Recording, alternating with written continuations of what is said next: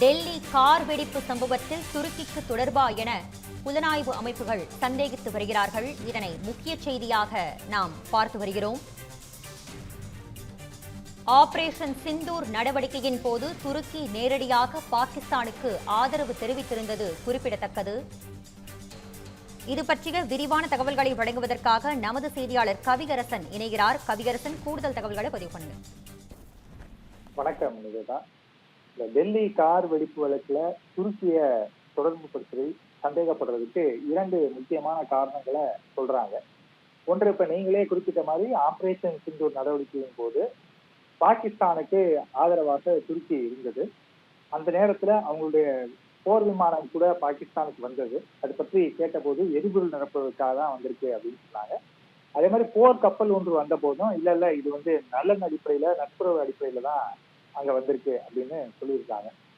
இன்னொரு முக்கியமான காரணம் இந்த வழக்குல கைது செய்யப்பட்டிருக்கக்கூடிய இரண்டு முக்கிய நபர்கள், அதாவது ஒருவர் அந்த தற்கொலைப்படை தாக்குதலை நடத்திய உமர், மற்றொருவர் இப்ப கைதாகி இருக்கக்கூடிய முசாமில். இவங்க ரெண்டு பேரும் துருக்கிக்கு சென்று வந்ததாக தகவல் வெளியாயிருக்கு.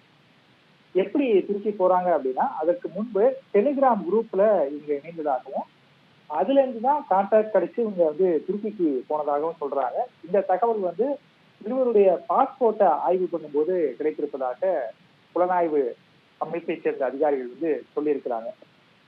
இவங்க எதற்காக துருக்கிக்கு போனாங்க, அங்க யாரை போய் சந்திச்சாங்க, முதல்ல இவங்க துருக்கி போறதுக்கான ஏற்பாடுகளை செய்து கொடுத்தது யார்? இப்ப இவங்க ரெண்டு பேரும் ஒரிஜினல் பாஸ்போர்ட்டை பயன்படுத்தி தான் துருக்கிக்கு போனாங்களா, இல்ல அது போலி பாஸ்போர்ட்டா அப்படிங்கிற மிக முக்கியமான கேள்வி இருக்கு. அடுத்து, துருக்கிக்கு போய் யாரை பார்த்தாங்க, என்ன பேசினாங்க, அங்கிருந்து இவங்களுக்கு என்னென்ன உதவிகள் கிடைத்தன, குறிப்பாக பணம் கிடைத்ததா, அல்லது வெடிமருந்துகள் அங்கிருந்து சப்ளை பண்ணப்பட்டதா, ஆயுதங்கள் கொடுத்தாங்களா? ஏன்னா AK-47 துப்பாக்கிலாம் இந்த டீம் கிட்ட இருந்து பறிமுதல் பண்ணிட்டாங்க. அது மாதிரி என்னென்ன ஆயுதங்கள் அங்கிருந்து இவங்களுக்கு கிடைத்தது, அடுத்து வெடிமருந்துகள் எங்க இருந்து வந்தது, அங்கிருந்து பணம் வந்ததா, அப்படி பணம் வந்துச்சுன்னா என்ன ரூட்ல வந்தது, இப்படி பல கேள்விகள் இருக்குது. இதெல்லாம் தான் துருக்கியோட இதை கனெக்ட் பண்றதுக்கு காரணமாக இருக்கிறது.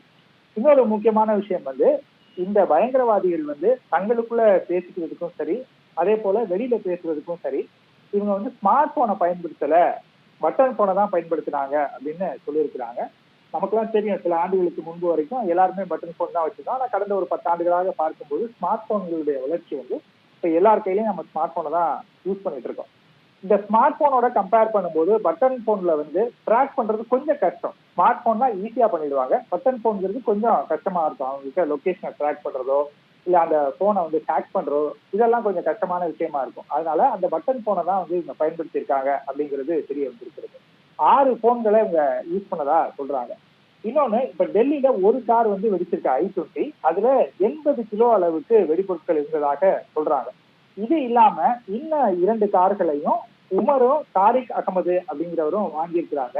அந்த 2 கார்கள் என்ன மாடல், அதை எங்க இருந்து வாங்கினாங்க, இப்ப அந்த கார் எங்க இருக்கு, இப்ப டெல்லியில பயன்படுத்தின I-20 மாதிரி அந்த காரையும் பயங்கரவாத செயல்களுக்கு பயன்படுத்த போறாங்களா, அதுலயும் வெடிமருந்து வச்சுட்டாங்களா, அது இப்ப யாருக்கிட்ட இருக்கு, இப்படி முக்கியமான கேள்வி எல்லாம் இருக்குது. இதெல்லாம் வச்சு இப்ப NIA-வோட ஸ்பெஷல் டீம் விசாரணையை தொடங்கி இருக்கிறாங்க. நிவேதா, உங்கள் விரிவான தகவல்களுக்கு நன்றி கவிகரசன்.